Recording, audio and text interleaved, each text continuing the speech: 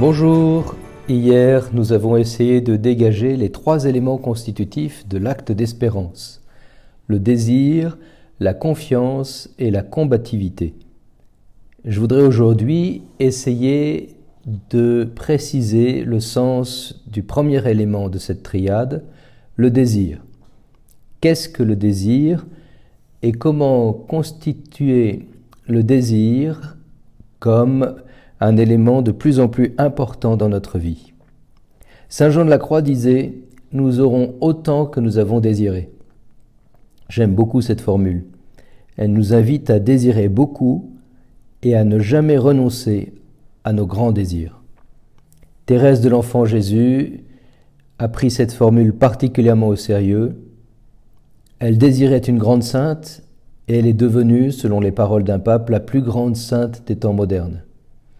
Elle désirait être missionnaire alors qu'elle était enfermée dans son Carmel de Lisieux et elle était proclamée patronne des missions.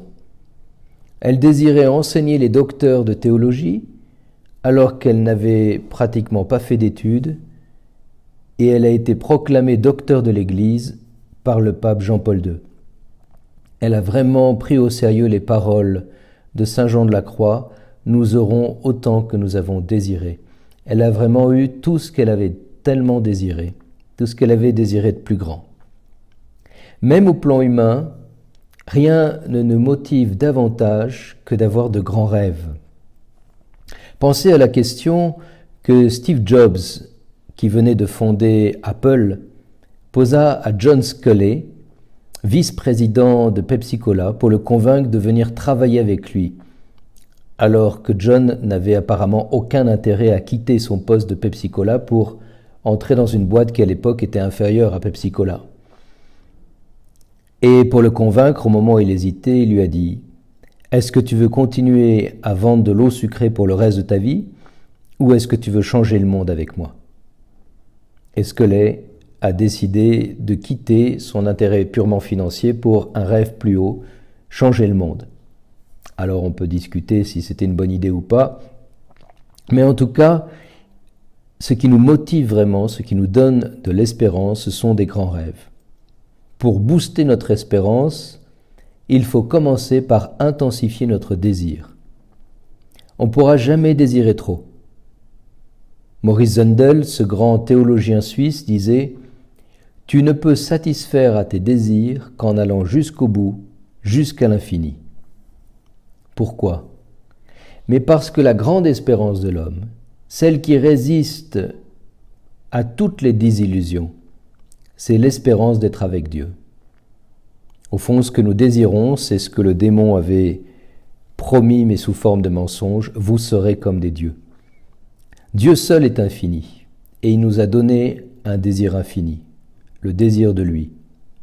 C'est pourquoi notre espérance porte d'abord sur la venue du royaume de Dieu dans notre vie. Alors est-ce que ça veut dire qu'on ne peut pas désirer autre chose, réussir dans sa carrière, faire que ses enfants soient heureux, etc. Bien sûr que si. Mais ça veut dire aussi qu'il faut prioriser les objets de notre espérance. Hier, je vous proposais de faire la liste de vos désirs et de les hiérarchiser. Eh bien, en top 1 et 2 de cette hiérarchie de nos désirs, nous devrions mettre « Que ton nom soit sanctifié, que ton règne vienne ». Jésus nous a dit clairement « Cherchez d'abord le royaume des cieux, et le reste vous sera donné de surcroît. » Comme disait Jeanne d'Arc, « Messire Dieu, premier servi ». Vous pouvez vivre votre vie humaine et chrétienne de 3 manières en fait.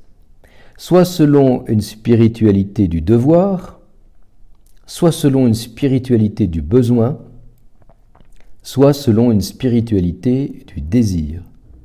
Alors je m'explique. Certains vivent leur vie chrétienne par devoir. La spiritualité du devoir, c'est celle du « tu dois ». C'est très noble, ça fait des gens honnêtes, loyaux, mais c'est souvent une spiritualité un peu étouffante qui fait aussi parfois des gens rigides. Les pharisiens dans l'Évangile étaient des hommes de devoir, des hommes de la loi. Ça ne les a pas rendus particulièrement bons, particulièrement joyeux, particulièrement souples. À l'inverse, vous avez des gens qui ne vivent que sous l'impulsion de leur désir du moment. Leur spiritualité, si on peut dire, c'est celle du besoin. C'est exactement l'opposé de la spiritualité du devoir. C'est la spiritualité de la consommation tous azimuts, selon l'envie du moment. Cette spiritualité paraît sympathique au premier abord, mais elle est plutôt en fait une anti-spiritualité, car au lieu de nous conduire à la sagesse, elle nous laisse souvent immatures, narcissiques, un peu comme des enfants capricieux. La véritable spiritualité, c'est celle de l'approfondissement du désir.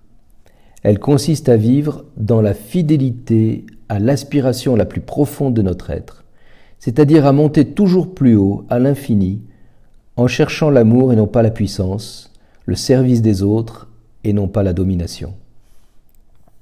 Donc pour vivre une spiritualité chrétienne qui nous maintienne dans l'espérance, il faut commencer par approfondir, par élargir, par élever notre désir. C'est ce qui faisait dire à saint Augustin, « Toute la vie chrétienne est un grand désir. Sans doute ce que tu désires, tu ne le vois pas encore, mais en le désirant, tu deviens capable d'être comblé lorsque viendra ce que tu dois voir. Voilà notre vie, nous exercer en désirant. » Je voudrais ajouter maintenant un second point pour nous aider à booster notre désir. Ce second point tient dans ce principe très simple. On ne désire vraiment quelque chose que si on en voit la bonté. Or, pour le dire d'une autre manière, on va toujours dans la direction de ce que l'on regarde. Si vous voyez la bonté des choses, vous allez aller vers la bonté. Si vous avez appris à conduire une moto, par exemple, vous le savez très bien. La moto va là où l'œil du motard regarde. C'est si vrai qu'il y a eu un accident absurde lors d'un Paris-Dakar. Un motard roulait à fond en plein désert et à l'horizon, il n'y avait qu'un pauvre arbre. Eh bien, il a réussi à se le prendre. C'est ballot.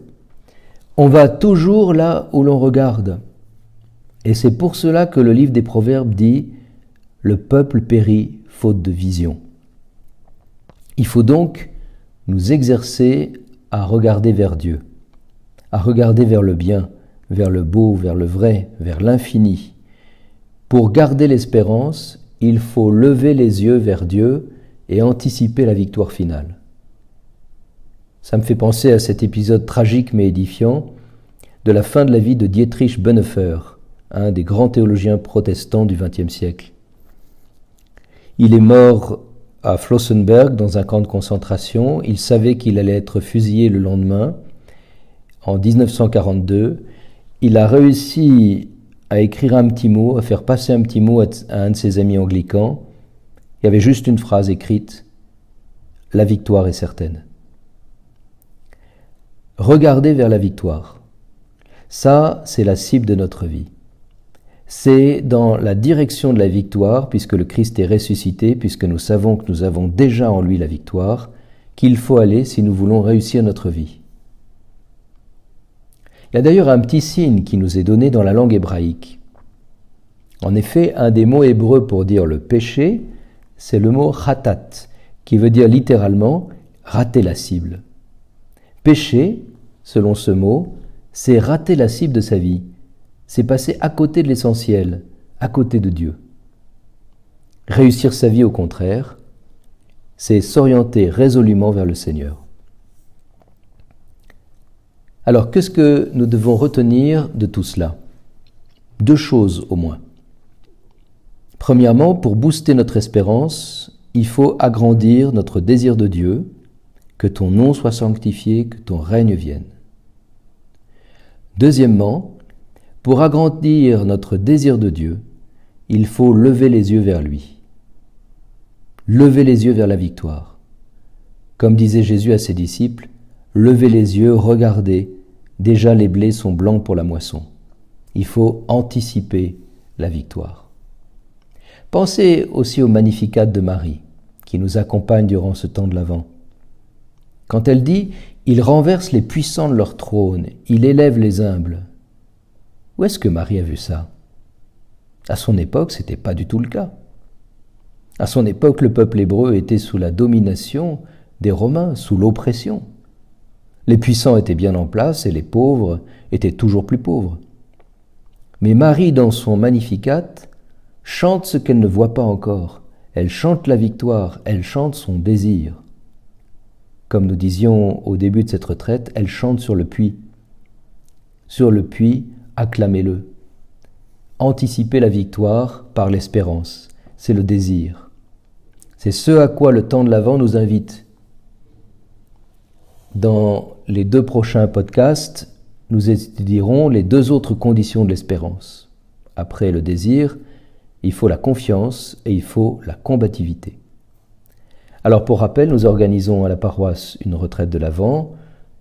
Pour ceux qui le peuvent, vous êtes les bienvenus à la paroisse le matin pour célébrer ensemble les laudes à 7h40, puis la messe à 8h, qui sera suivie d'un café offert. À demain.